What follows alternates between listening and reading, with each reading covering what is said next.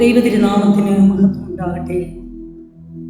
പ്രിയ ബഹുമാനപ്പെട്ട George Thomas അച്ഛ, ബഹുമാനപ്പെട്ട ബ്രദേഴ്സ്, സിസ്റ്റേഴ്സ്, പ്രിയ മാതാപിതാക്കളെ, സ്നേഹമുള്ള കുഞ്ഞുങ്ങളെ,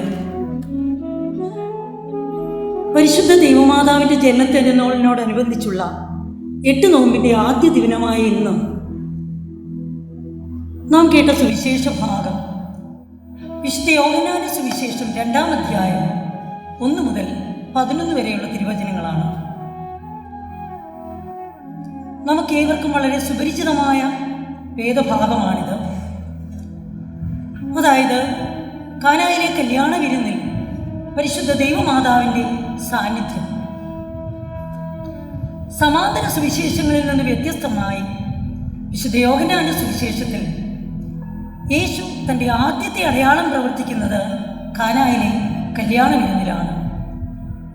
യേശു ഇസ്രായേലിന് തൻ്റെ മഹത്വം വെളിപ്പെടുത്തുന്ന അടയാളങ്ങളുടെ ആരംഭമാണ് കാനായിലെ കല്യാണം. ദൈവം തന്നെയായ വചനം മനുഷ്യനായി തീർന്നു, അവനിലൂടെയുള്ള നവസൃഷ്ടിയുടെ ആരംഭമാണ് നാം ഇവിടെ കാണുന്നത്. ഇവിടെ വെളിപ്പെട്ട അവൻ്റെ മഹത്വം കണ്ട് ശിഷ്യന്മാർ അവനിൽ വിശ്വസിച്ചു. സുവിശേഷം പറയുന്നതനുസരിച്ച് കാനായിൽ കല്യാണം നടക്കുന്നത് 3-ാം ദിവസമാണ്. യോഹന്നാൻ 1:28 നാം കാണുന്നു. അവിടെ പറയുന്ന ജോർദാനിലെ മാമോദീസയ്ക്ക് ശേഷമുള്ള 3-ാം ദിനമാകാം, അഥവാ പീലിപ്പോസിനെ വിളിച്ചതിന് ശേഷമുള്ള 3-ാം ദിനമാകാം. ദൈവശാസ്ത്രപരമായി പഴയ നിയമത്തിൽ പുറപ്പാടിൻ്റെ പുസ്തകം 19:16 മുതൽ 21 വരെ നാം കാണുന്നു. 3-ാം ദിവസം സീനായി മലയിൽ കർത്താവിൻ്റെ മഹത്വം വെളിപ്പെട്ടു. അവനും അവൻ്റെ രക്ഷിത ജനവും ഉടമ്പടി എടുക്കുകയും ദൈവജനം രൂപവൽകൃതമാവുകയും ചെയ്തു. പുതിയ നിയമത്തിൽ സുപരിചിതമായ 3-ാം ദിനം യേശുവിൻ്റെ ഉത്ഥാനം. യേശുക്രിസ്തുവിൻ്റെ മഹത്വം വെളിപ്പെട്ടു. പുതിയ ഉടമ്പടിയുടെ ദൈവജനം രൂപവൽക്കരിക്കപ്പെട്ടു. വിവാഹ വിരുന്ന് പഴയ നിയമത്തിൽ സമൃദ്ധിയും സന്തോഷവും ചിത്രീകരിക്കുവാനായി ഉപയോഗിക്കുന്ന ഒരു പ്രതീകമാണ്. പുതിയ നിയമത്തിൽ മിശിഹായുടെ രക്ഷാകര ചരിത്രത്തിലെ രക്ഷയുടെ അടയാളം. യേശുവിൻ്റെ അമ്മ അവർക്ക് വീഞ്ഞ് തീർന്നുപോയി എന്നല്ല പറയുന്നത്, മറിച്ച് അവർക്ക് വീഞ്ഞില്ല. ഇവിടെ ഇല്ലായ്മയിൽ വ്യാകുലപ്പെടുന്ന, അതിന് പരിഹാരം തേടുന്ന ഒരു അമ്മ. യേശുക്രിസ്തു തൻ്റെ അടയാളം വഴി അവർക്കില്ലാത്തതിനെ നൽകുകയും കുറവുകളെ നിറവുകളാക്കി തീർക്കുന്ന ഒരു അമ്മയെ നമുക്കിവിടെ കാണാം. വീഞ്ഞ് ഒരു പ്രതീകാത്മക സൂചനയാണ് ഇവിടെ. ഈ അടയാളം കണ്ട് ശിഷ്യന്മാർ അവനിൽ വിശ്വസിച്ചു. യേശുക്രിസ്തുവിൽ വിശ്വസിക്കുന്ന ഏവർക്കും നിത്യജീവൻ ലഭിക്കുന്നു. ഇവിടെ യേശു തൻ്റെ അമ്മയുടെ അഭ്യർത്ഥനയെ മാനിച്ചു, അവളെ ആദരിച്ചു. രക്ഷയുടെ സന്തോഷവും ജീവനും സമൃദ്ധമായി നൽകുവാൻ ആരംഭിച്ചു കാനായിൽ. സ്ത്രീയെ എനിക്കും നിനക്കും എന്ത്? ഇവിടെ പരിശുദ്ധ ദൈവമാതാവിനെ തൻ്റെ പുത്രൻ സ്ത്രീയെ എന്ന് വിളിക്കുന്നത് ഉൾക്കൊള്ളാൻ നമുക്കല്പം പ്രയാസമാണ്. എന്നാൽ സഭാപിതാക്കന്മാർ പറയുന്നു, ഇതിനെ ആദ്യ ഹവ്വായുമായി ബന്ധപ്പെടുത്തിയാണ് വിശദീകരിക്കുന്നത്. അതായത് ഉൽപ്പത്തി 3:15 നാം ഇപ്രകാരം കാണുന്നു: നീയും സ്ത്രീയും തമ്മിലും നിന്റെ സന്തതിയും അവളുടെ സന്തതിയും തമ്മിലും ഞാൻ ശത്രുത ഉളവാക്കും, അവൻ നിന്റെ തല തകർക്കും. ഇവിടെ ഇത് ആദ്യത്തെ ഹവ്വായെ വഴിതെറ്റിച്ച സർപ്പത്തോട് ദൈവം പറയുന്നതായി കാണുന്ന ഒരു വേദഭാഗമാണ്.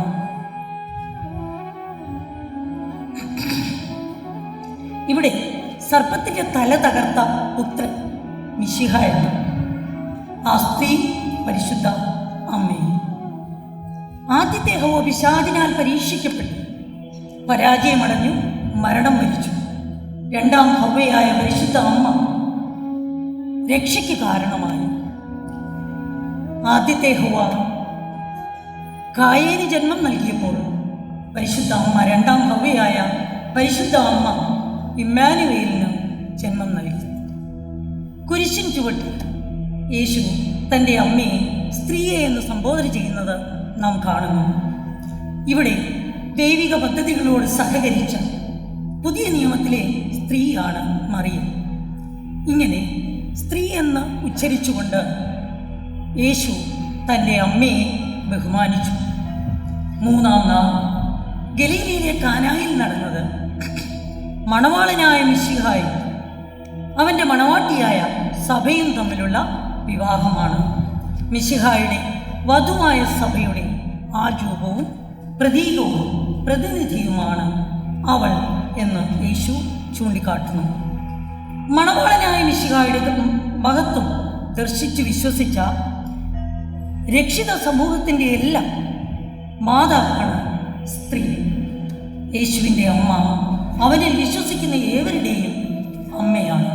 ഈ ദൈവിക രഹസ്യം അവളെ സ്ത്രീ എന്ന് വിളിച്ചുകൊണ്ട് വെളിപ്പെടുത്താൻ ആരംഭിച്ചു യേശു കാനായ.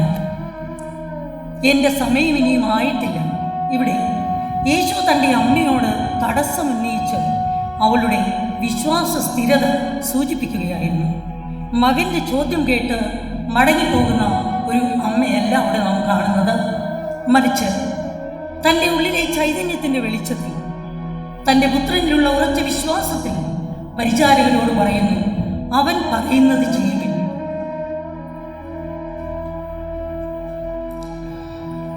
ഇവിടെ തൻ്റെ അമ്മയുടേതായ കേവലം 2 കൊച്ചുവാചകങ്ങൾ മാത്രം, തൻ്റെ പുത്രനോട് ഒരു അഭ്യർത്ഥനയും പരിചാരകരോട് ഒരു കൽപ്പനയും മാത്രം.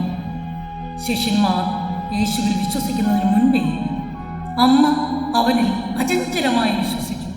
അടയാളം കണ്ടതുകൊണ്ടല്ല, യോഹന്നാൻ 20:29 പറയുന്നത് പോലെ കാണാതെ തന്നെ വിശ്വസിച്ച അവൾ മഹാഭാഗ്യവതിയാണ്.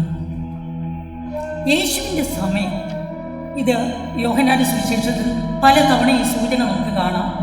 മറ്റ് സുവിശേഷങ്ങളിൽ നിന്ന് വ്യത്യസ്തമായി യോഹന്നാന്റെ സുവിശേഷത്തിൽ യേശുവിൻ്റെ ജീവിതത്തിലെ ഒരു പ്രധാന ഘട്ടത്തെയാണ് ഇത് സൂചിപ്പിക്കുന്നത്.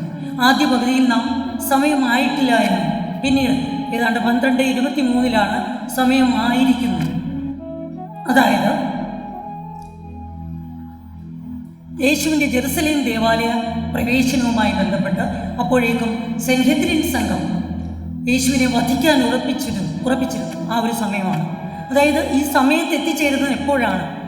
യേശുവിൻ്റെ പീഡാനുഭവ മരണ ഉദ്ധാന സമയത്താണ് ഈ സമയത്തിൽ എത്തിച്ചേരുന്നത്. കാനായിലെ വിവാഹത്തിൽ യേശു യഹൂദരുടെ ശുദ്ധീകരണത്തിനുള്ള വെള്ളം നിറയ്ക്കുന്ന 6 കൽഭരണികളിലെ വെള്ളം മേൽത്തരം വീഞ്ഞാക്കി. ഇത് ഒരു രക്ഷാകരമായ അടയാളമാണ്. യേശുക്രിസ്തു സമൃദ്ധമായി നൽകിയ മേൽത്തരം വീഞ്ഞ് അവൻ നൽകുന്ന രക്ഷയുടെ പ്രതീകവും. ഭരണിയിലെ ജലം മോശയുടെ നിയമത്തെ സൂചിപ്പിക്കുന്നു. സംഖ്യാപുസ്തകം 19:11 മുതൽ 22 വരെ നാം 7 എന്ന സംഖ്യയുടെ പൂർണ്ണതയെ കാണുന്നു. ഇവിടെ 6 7-ൽ നിന്നും 1 കുറവ് അപൂർണതയെ സൂചിപ്പിക്കുന്നുവെങ്കിൽ മോശയുടെ നിയമത്തിൻ്റെ അപൂർണതയെ മറികടക്കുകയാണ് യേശു കാനായിൽ ചെയ്യുന്നത്. പ്രിയമുള്ളവരെ, സ്വന്തമായ മണമോ ഗുണമോ ഇല്ലാത്ത പച്ചവെള്ളവും അത് നിറച്ച കൽഭരണികളും മനുഷ്യൻ്റെ ബലഹീനതകളെയും കുറവുകളെയും വെളിവാക്കുന്നു.